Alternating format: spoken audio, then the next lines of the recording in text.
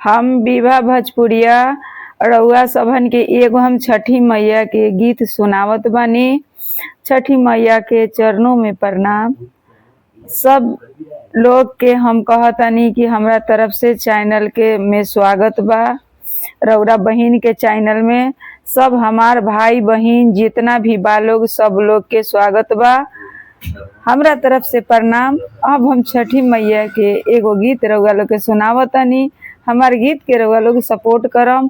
अब पूरा वीडियो देखम, थोड़ा सा वीडियो देख के अब मत राखम। इहे रउआ लोग से हमार प्रार्थना बा।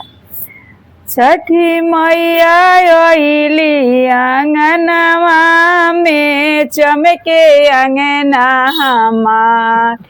अंगना में आइली छठी मैया हो, चमके अंगना हमार। सिरावा पर हाथ छठी माई धोई दिहली, अमर कैली से नूरा हमार। माथावा पर हाथ छठी मैया धोई दिहली, कई दिली से नूरा आबाद। गोदिया में हाथ छठी माई धोई दिहली, खेलत रहो बाला का हमार।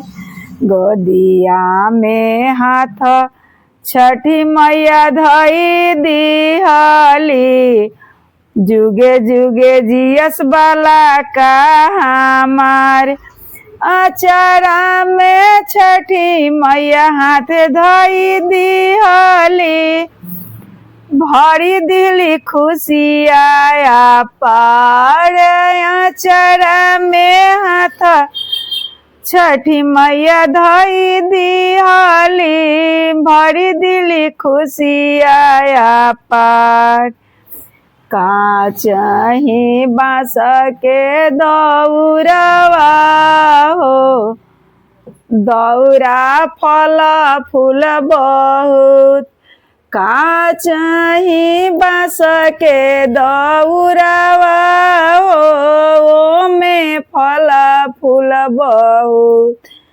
सूरज देव से करिले अरजियानु हो, लीही अरग हमार। सूरज देव से करिले बिनती आनु हो, सूरज देव अरज हमार।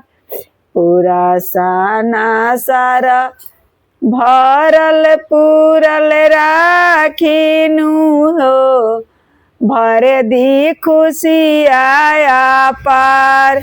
नारियर से दिह बोयर गियानु हो, केरा से दौरा भरल।